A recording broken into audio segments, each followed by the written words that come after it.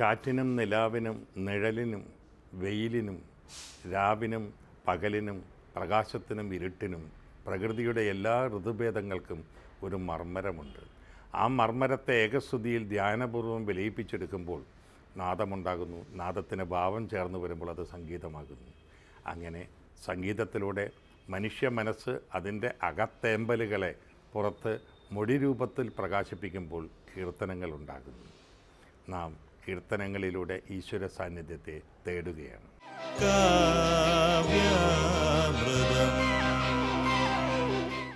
1983 തരംഗിണി പുറത്തിറക്കിയ സ്നേഹപ്രവാഹം എന്ന സംഗീത ആൽബത്തിൽ നിന്നുമുള്ള ഒരു ഗാനമാണ് നാം ആദ്യമായി കേൾക്കുന്നത്. നിർഭാഗ്യവശാൽ ഇതിൻ്റെ രചയിതാവ് ആരാണെന്ന് കൃത്യതയോടുകൂടി ചൂണ്ടിക്കാട്ടാനാകുന്നില്ല.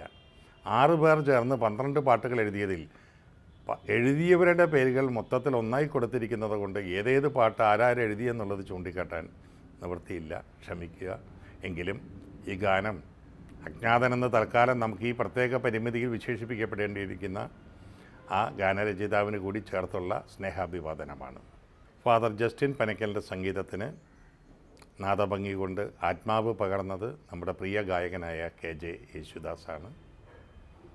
ഈശ്വര സമക്ഷം ഒരു മനുഷ്യ മനസ്സിന് ജന്മം കൊണ്ട് നൽകാൻ കഴിയുന്ന ഏറ്റവും വലിയ അർച്ചനയാണ് ആ ഹൃദയത്തിൽ വിരിയുന്ന ഭക്തിഭാവത്തിൻ്റെ നേരുനിറിവുള്ള പ്രകാശനമെന്ന് ഈ ഗാനം സാക്ഷ്യപ്പെടുത്തുന്നു. ഈ ഗാനം നമുക്ക് വേണ്ടി ഇവിടെ ആലപിക്കുന്നത് ഗാഗുൽ. രക്ഷകൻ്റെ 2ാം വരവിനായി ദാഹാർത്ഥമായി കാത്തിരിക്കുന്ന മനുഷ്യ മക്കൾ, ആ 2ാം വരവിൽ നാഥൻ നമ്മളെ തിരിച്ചറിയുകയും തന്നോടൊപ്പം ചേർക്കുകയും വേണമെങ്കിൽ ത്യജിക്കേണ്ടതായ ഒരുപാട് ഭൗതിക സുഖങ്ങളും സ്വാർത്ഥ സ്വത്തുക്കളുമുണ്ട്. അതിനെല്ലാം തയ്യാറായി ഞാൻ കൂടാരവാതുക്കൽ മിഴിനട്ടിരിക്കുമ്പോൾ നാഥ നീ എന്നെ കാണാതെ പോകരുതേ എന്ന യാചന, എന്ന അർത്ഥന പ്രാർത്ഥന മാത്രമല്ല, ഒരു പ്രത്യാശയുടെ ഭാവപ്രകാശനം കൂടിയാണ്.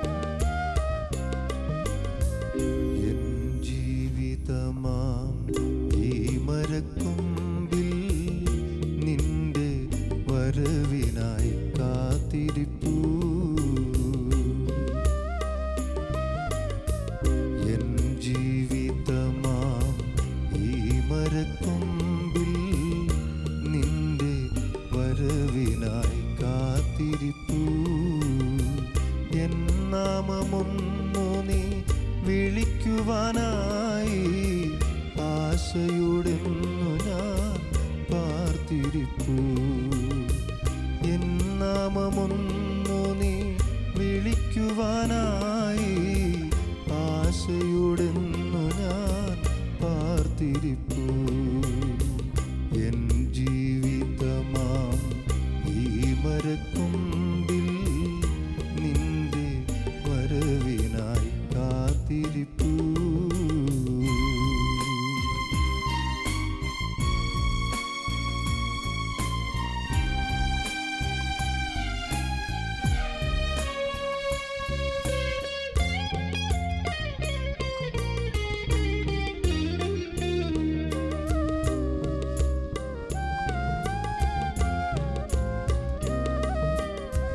കഥനം തിങ്ങുമെൻ കൂടാരവാതിൽക്കൽ കരുണതൻ കടാക്ഷമായി ഒന്നണയൂ.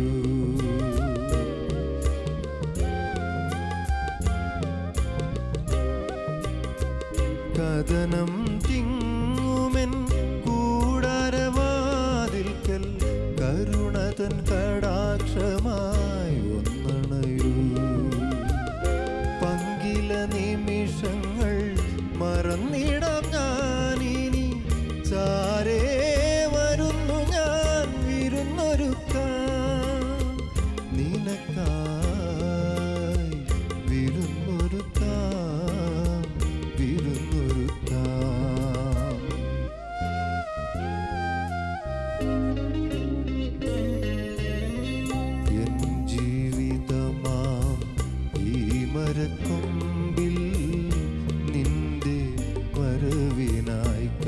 കാത്തിരിപ്പൂ.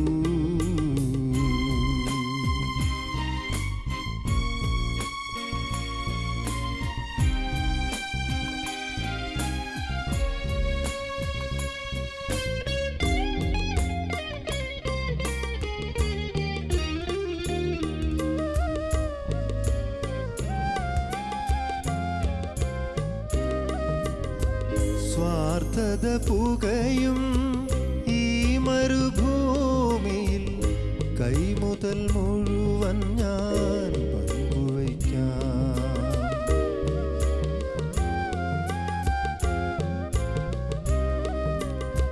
സ്വാർത്ഥത പുകയും ഈ മരുഭൂമിയിൽ കൈമുതൽ മുഴുവൻ ഞാൻ പങ്കുവയ്ക്കാം.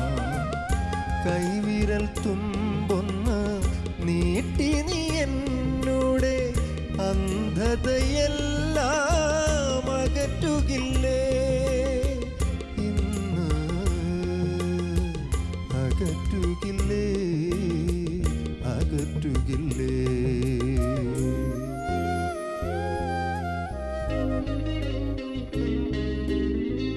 എൻ ജീവിതമാ ഈ മരത്തുമ്പിൽ നിന്റെ വരവിനായി കാത്തിരിപ്പൂ. എൻ നാമമൊന്നു നീ വിളിക്കുവാനായി ആശയുടെന്നു ഞാൻ കാത്തിരിപ്പൂ. എൻ ജീവിതമാ ഈ മരത്തുമ്പിൽ നിന്റെ വരവിനായി കാത്തിരിപ്പൂ.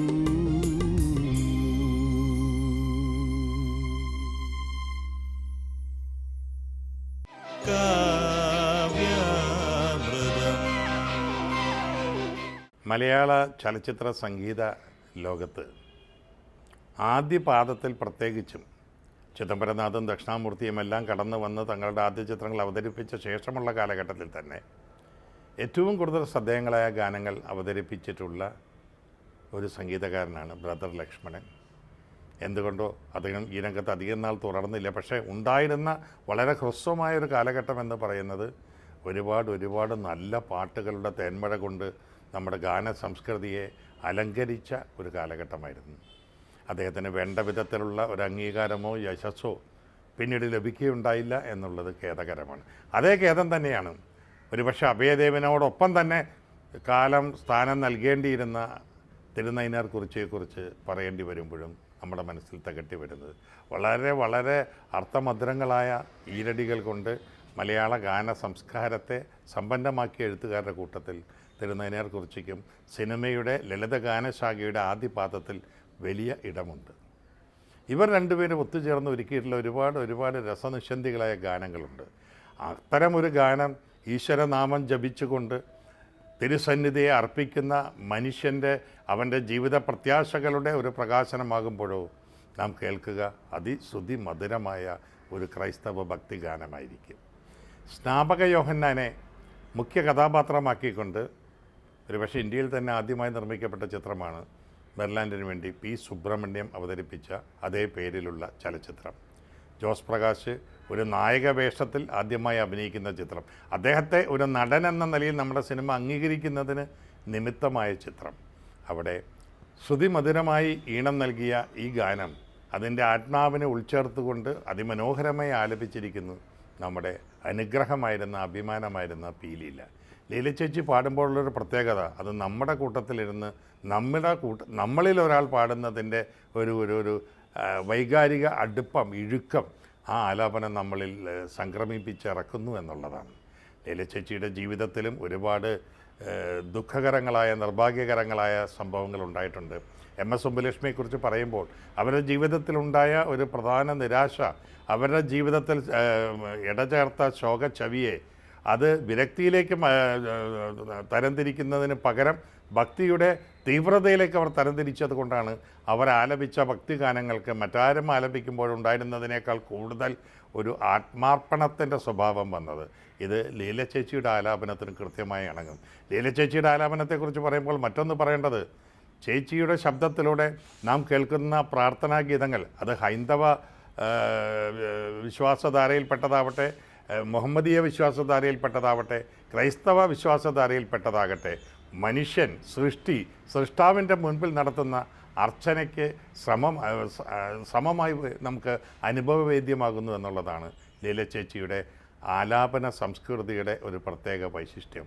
അത് നലം തികഞ്ഞ് നമുക്ക് അനുഭവവേദ്യമാക്കി തരുന്നു ഈ ഗാനം. നാഥ, നിൻ്റെ തിരുവുള്ളം നിറഞ്ഞ് വിളങ്ങുന്ന ആ നീതിയുടെ പാതയിലൂടെ നടക്കുമ്പോൾ എൻ്റെ ചുറ്റും ഗ്രസിക്കുന്ന കൂരിരുളിനെ ഞാൻ ഭയപ്പെടുന്നില്ല.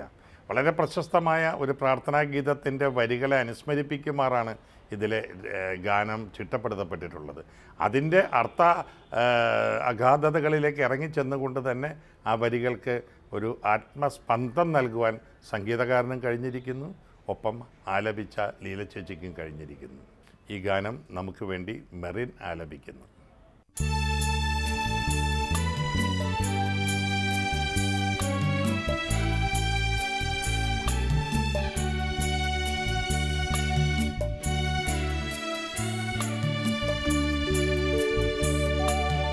ആകാശത്തിൻ മഹിമാവേ, ആശ്രയം നീയൻ യഹോവേ.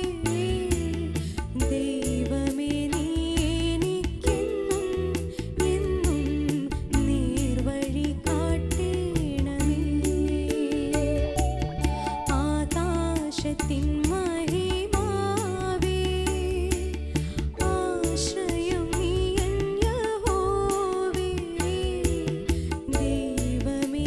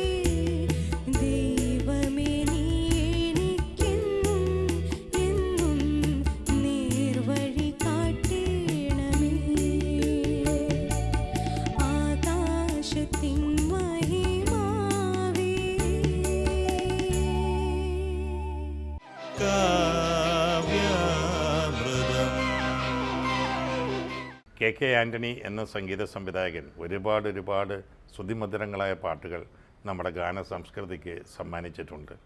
മുമ്പേ ബ്രദർ ലക്ഷ്മണനെ കുറിച്ച് പറഞ്ഞതുപോലെ തന്നെ എന്തുകൊണ്ടോ ഒരു പ്രത്യേക പരിവൃത്തത്തിൽ അദ്ദേഹത്തെ പരിമിതപ്പെടുത്തി കാണുവാനാണ് കാലം കുസൃതി കാണിച്ചത്. അദ്ദേഹം അർഹിക്കുന്ന അംഗീകാരമോ പിന്തുടർച്ച, ഈ രംഗത്തുള്ള തുടർച്ചയ്ക്കുള്ള അവസരങ്ങളോ അദ്ദേഹത്തിന് വേണ്ട വിധം ഉണ്ടായില്ല.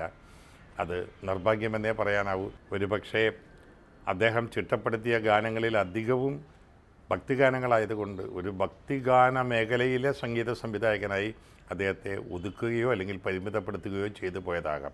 ഏതായാലും അത് നിർഭാഗ്യകരമാണ്. ആബേലച്ചനെക്കുറിച്ച് പലതവണ ഈ പങ്ക്തിയിൽ ഞാൻ പറഞ്ഞിട്ടുണ്ട്.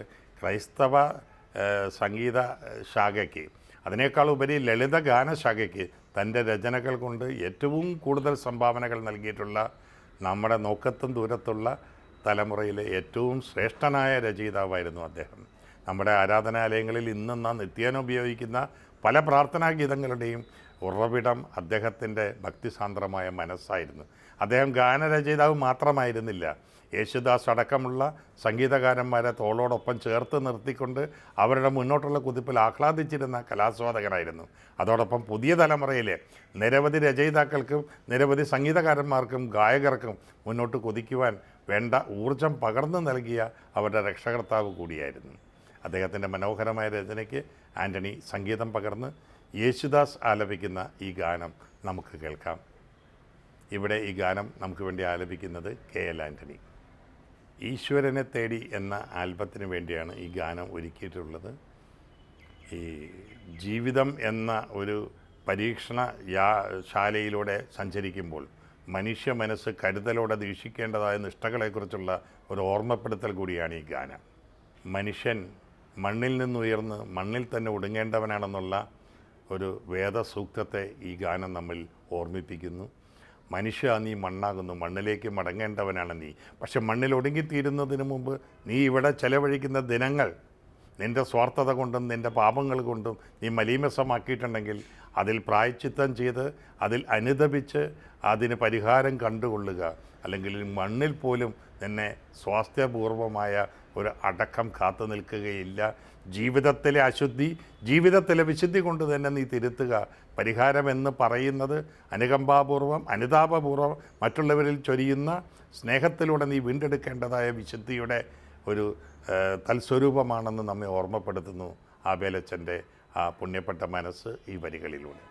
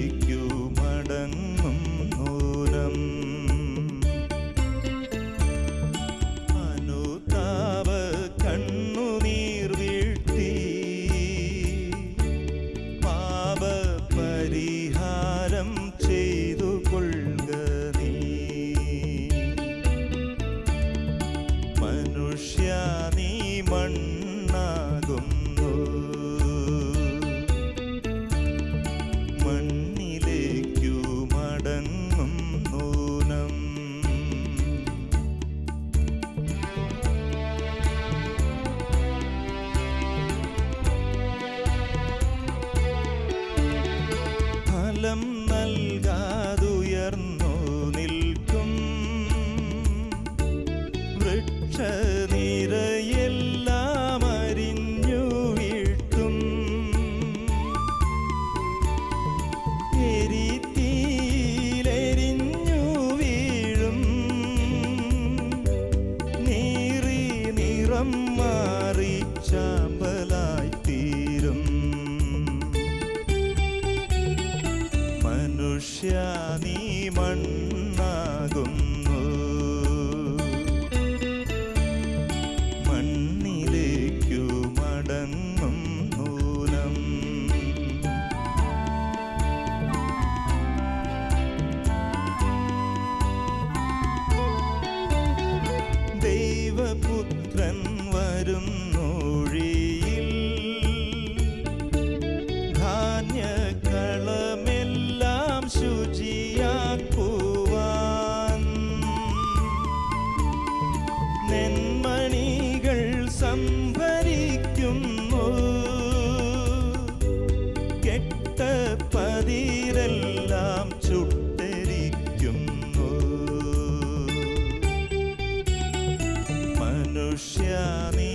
മണ്ണാകുന്നു. മണ്ണിലേക്കു മടങ്ങും നൂനം.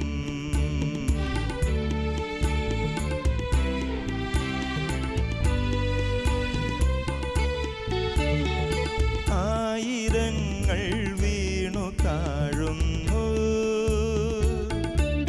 മർത്യമാനസങ്ങൾ വെന്തു നീറുന്നു. നിത്യജീവൻ നൽകിടും നീർച്ചാൽ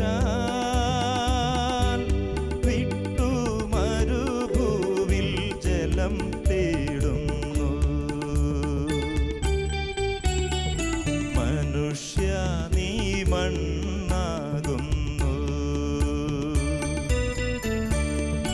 മണ്ണിലേക്കു മടങ്ങും നൂനം. അനുതാപ കണ്ണുനീർ വീഴ്ത്തി പാപ പരിഹാരം ചെയ്തു കൊള്ളുക നീ.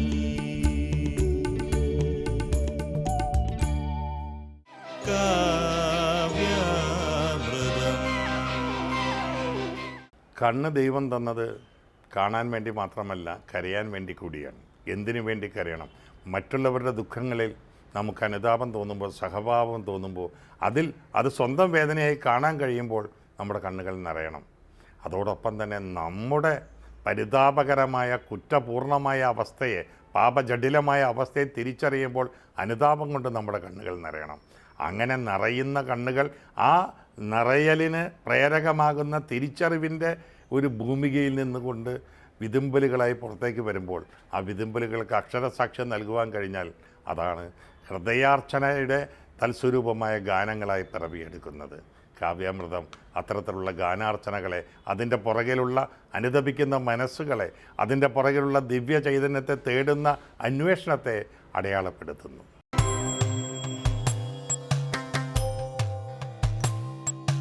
സത്യസൗന്ദര്യ സ്നേഹമാധുര്യം വഴിയുന്ന നിസ്തുല കാവ്യാമൃതം.